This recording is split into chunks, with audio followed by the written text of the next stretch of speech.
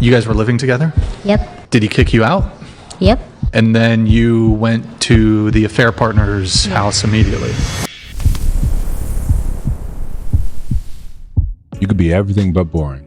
Subscribe. Let's talk about it. I've been married for 11 years. We're getting a divorce. When did you initiate the divorce? I didn't. He did. Oh, he's divorcing you. Okay. When did he initiate the divorce? In December? So 6 months ago? Yep. How long have you been separated? 6 months. I'm a bit confused here. Your current relationship, though, how did you meet him? Work. Ah, interesting. So to be clear, you got a divorce 6 months ago. You've been separated 6 months ago. You've been in a relationship for 6 months. Were you cheating on your husband? Yes. Inspector Gadget over here. And Sherlock Holmes Just shit. connected, right? Which one of you was the breadwinner? He was? You guys were living together? Yep. Did he kick you out? Yep. And then you went to the affair partner's house immediately. So the marriage was otherwise good, you said? Yeah. He treated you well? Yeah. There's no abuse? No. Why did you cheat? Got boring. You were bored. Yeah. I mean, no offense, you're not exactly bound full of charisma yourself, but I know. how does that make you feel? I don't know. Which one has the bigger?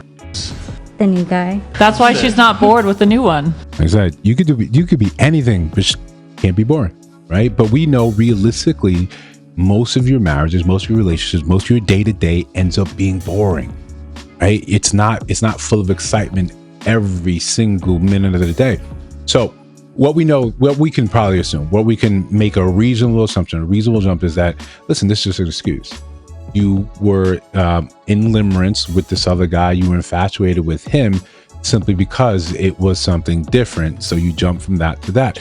But we already know the truth that if you're going to be with someone that took you from someone else, or you left that person you cheated with, right? Then you're going to be left the same way, right? That's the small little karmic justice you often see. You leave someone that's good and you get with someone else, that person's always going to have in the back of the mind, look how I actually ended up with you. What is stopping me from actually being him in a few short years? If for 11 years he treated you right, you had everything that you were looking for that women complain about in marriages, in relationships, yet you're still going to leave because you get bored. There's nothing anyone can do about that. This is an insolvable problem for men. And when they say, hey, look, I don't want to do the marriage thing. This is one of the real reasons where people are being realistic and saying, I could do everything right or as close to right as possible, but I can't stop you from being bored. I can't stop you from coming up with whatever reason to leave this and go somewhere else. This is why men are looking and say, it doesn't make any sense, one, to get married, one, to be the good guy, because this is what can happen. And it's hard hearing that, hey, these are the things that we're looking for. These are the things that are important to us. And you embody all those things, and not in a performative way. This is who you are. Sometimes men get chastised for saying, women aren't, they're not like just a box of things to check off. You're a good guy, you provide, you don't cheat and this, and then you're supposed to be entitled to a woman. No, I don't think men think that. I don't think there might be a small group of men that believe that, but by and large, we're listening to what you're saying. We're listening to the things that you say ruin relationships, make you feel bad, and then we try to adhere to them. We've tried to adhere to them. This is the sort of the point that the newer generation is walking around with and saying, if I'm doing everything I'm supposed to be doing and you can still leave, you can still trigger a divorce, and I still lose half my stuff through no fault of my own. Why would I set myself up for that? This is going to be one of the biggest things it's right now. It's almost insurmountable for you to convince the younger generation or men in my generation why they should get married, why they should get married again. Why am I going to put myself in an over-leveraged position where you can trigger a split of the assets, or in some places where I now still have to pay you while you're in that new relationship, simply because no fault of his own? This is a difficult thing that I don't think society has yet to come up with an answer for. But listen, before we continue, like, comment, subscribe, hit that notification bell so you don't miss no uploads. We're still going strong, still trying to drop 2 a day. We got Subscriber Sundays coming up, 7 p.m. Central Time. So show up, have some fun, bring some wine, some popcorn, laugh with us in the chat. That's what it's all about. A better way to connect, a better way to go back and forth with you guys. We got a new series called Unlicensed coming up. Trying to do it Thursdays at 7 p.m. same time. But besides that, we got membership and we got merch in store. So hype the video, share the video. Listen, like I was saying, this becomes an almost insurmountable thing for a lot of men to address, to a lot of women to address, for society to address.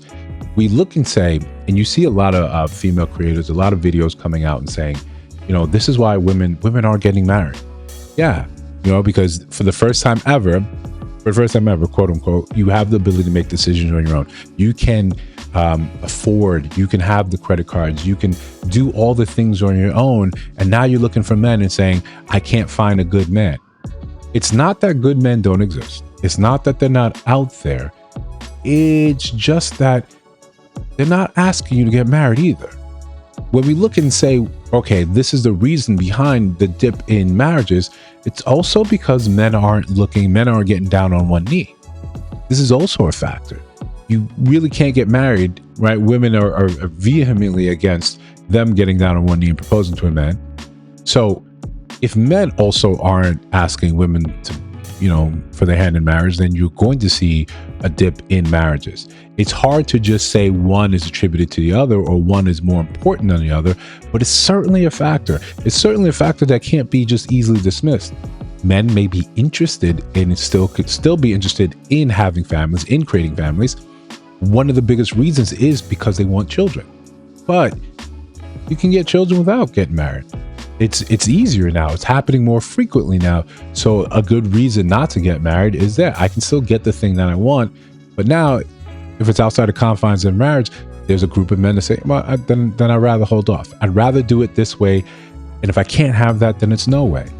So we've got both sides approaching it for different reasons, but the result ends up being the same thing. Women aren't getting what they want. Men aren't getting what they want. And we just say, okay, this is kind of where we are with these things.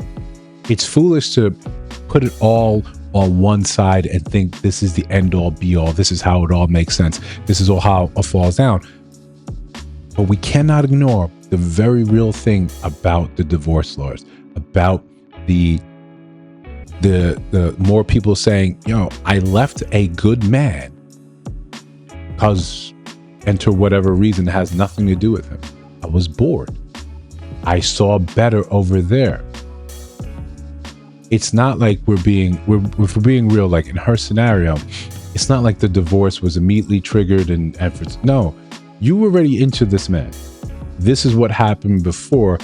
It just, this makes it sound, a little bit better. And you give a kudos for the honesty, because I think more of this happens than people actually let on. And when you look at this, it's just, we look at it as men and say, what did he do wrong? A divorce, the way men look at it, it's because something went wrong. What did he do wrong? How is someone else supposed to keep you entertained as an adult? How do you have that expectation that he's also supposed to do that? He's also supposed to be a provider. He's supposed to be the breadwinner. He's supposed to be, he shouldn't cheat on you. He shouldn't step out of marriage. He's on his marriage vows. But where in those marriage vows does it say, I have to keep you entertained? If this is the reason that you use going forward, then you understand that your life is really going to be filled with more boring moments than it's not. Excitement isn't a constant thing. And sometimes you have to realize that there's need for constant entertainment. One, it's a societal issue with our short attention spans. Two, it may be a traumatic response. You may not feel comfortable in the silence and the stillness. Some people are saying your central nervous system is wired for that excitement. And when you don't get that, you look for it, you create it. You start fights where there's nothing to fight about. You go out there and engage in behavior that should get a rise out of your partner. Again, we're making sure this is gender neutral here. But in the end, men are looking at this and saying, okay, I understand the game. There's always a trailing effect in in sort of social responses. So men are looking and saying, gotcha, I understand the game. You see more and more female creators saying, yeah, no, he was a good guy, but he wasn't my guy, or we grew apart, or I got bored. Things that men are saying, I've got no counter for this. I've got no way to not keep you entertained. So eventually people just say, all right, good. let's co-parent. Let's not even cohabitate. You do your thing over there. We do our thing when we get together, and then we go our separate ways. I think more people, we're going to move into that phase of dating where people just say it's not worth the hassle. But listen, if you disagree, let me know down in the comments below. If you see other videos on your screen, check those out. Let me know your thoughts about those in those videos. And of course, if you listen to some of us now, you have not subscribed, I think you should. We're just trying to build something dope. I'll see you in the next one.